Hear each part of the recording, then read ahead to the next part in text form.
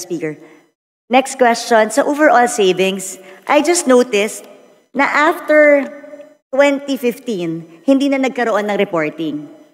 Then bumalik siya noong 2020 and 2021. Then afterwards, no more reporting again as to the overall savings of each department. Madam Speaker, may we ask for a 1-minute suspension? Session suspended. Madam Speaker, yun po yung point ko. Bakit nawawala yung report ng overall savings? Dapat nakikita po natin yon dito sa Kongreso. Kasi savings po yan na hindi na po alam ng Kongreso kung saan napupunta. And it's part of our obligation to know where these savings are. Saan nanggaling? Kasi that's where we see how efficient ang ating mga departments. So baka pwede pong isubmit sa atin today. So because of that, they will submit the report on savings. They will provide the report as okay, but henceforth they will include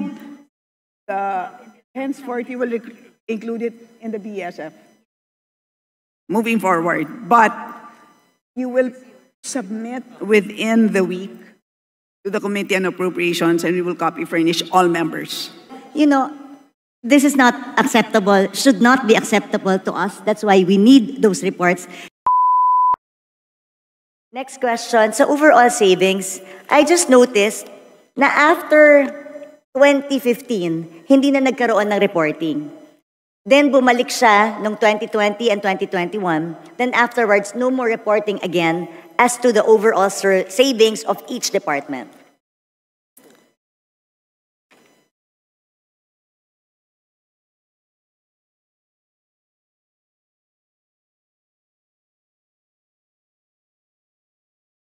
Madam Speaker, may we ask for a 1-minute suspension? Session suspended.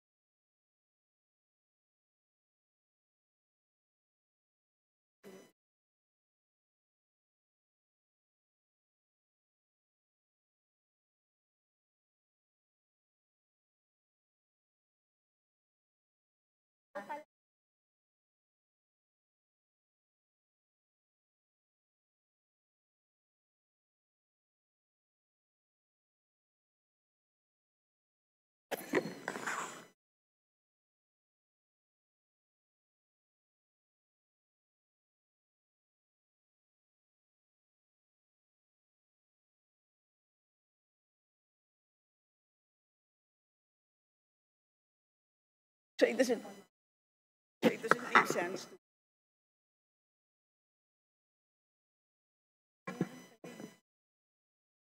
Madam Speaker. Session resumed. Please proceed. Madam Speaker, Your Honor, as you know, the meaning of savings is now different. Today, it now refers to balances of any released appropriations which have not been obligated as a result of any of the following: A, completion, final discontinuance, abandonment of a program, or B, implementation of measures resulting in improved systems and efficiencies, etc. So today, in other words, hindi na siya kinocompute for all. Yun na ngayon ang practice ng DBM. So if there is a number that you have in mind, for example, do you wish to know unutilized appropriations for the entire government? Is that what you wish to know? Madam Speaker, parang di naman po nagbabago yung definition ng overall savings. Yung savings naman talaga is, as you said, yun ang definition ng savings natin. At kaya nire-reflect yun kasi ito yung mga hindi nagagamit, like you said. And then nire-report kasi yun and it's being transferred to other agencies. Ang sa akin, I'm looking for a pretorial. They have to report it to us, just like before. For example, ang overall savings natin in 2020 is 3.5 billion. That's why it's also significant. And then for all those savings, nakalagay dyan kung saan tinransfer sa bawat agency. Pag sinabi mo kasing savings, transfers from each agency na transfer ang savings ng bawat isang ahensya, pupunta ngayon sa overall savings. And then yung overall savings, it's a transfer to.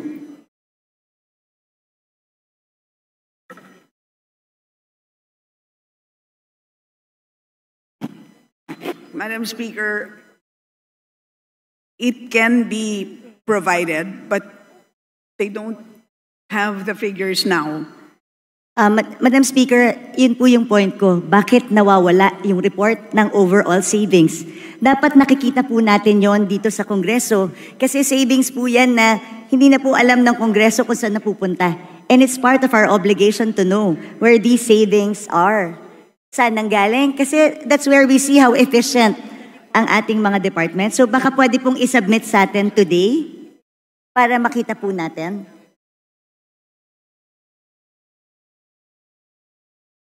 So, Madam Speaker, paano nga pag hindi na ibalik? Paano kung walang pera yung gobyerno?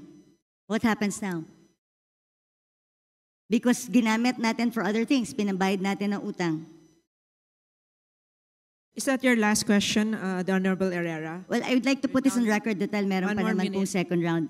While the earmark revenues may be pooled to the general fund under the one concept, the fact that these are not readily available cash resources but an obligation suggests a shift from the one fund concept to misappropriation. The remittance of the earmark revenues recorded in special accounts has merely become a means to circumvent the purpose of earmarking, allowing physical possession and access to these earmark revenues, which under the Republic Act is, like you said, 700. So, Madam Chair, Madam Speaker, Madam Sponsor, sa akin ilagay po natin sa tama.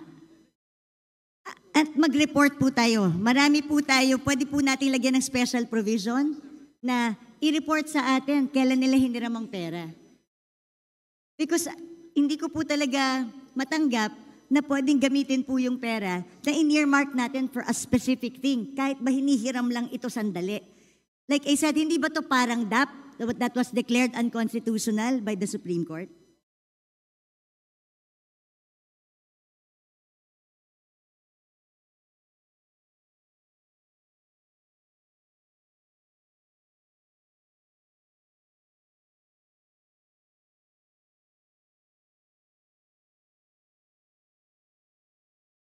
To the Honorable Stella, your final statement to the last queries of the Honorable Herrera. Yes, Madam Speaker, thank you for sharing your thoughts on the matter. I have exhausted my opinion on this. As I said, there's the DOJ, perhaps, who can weigh in on this. and the rest of the members on the matter. Majority Leader. Madam Speaker, basahin ko lang po itong Section 37 ng PD 1177. It states that even the presidential decree of the one fund concept does not even allow it. It says here, all monies appropriated for functions, activities, projects, and programs shall be available solely for specific purposes for which these are appropriated. Even the presidential decree na pinapapool lahat sa one fund concept, exception yung naka-appropriate for a specific thing. So, Madam Chair, Madam Speaker, I've exhausted my time. Meron pa namang ibang agencies, nandiyan pa yung DBM, DOJ.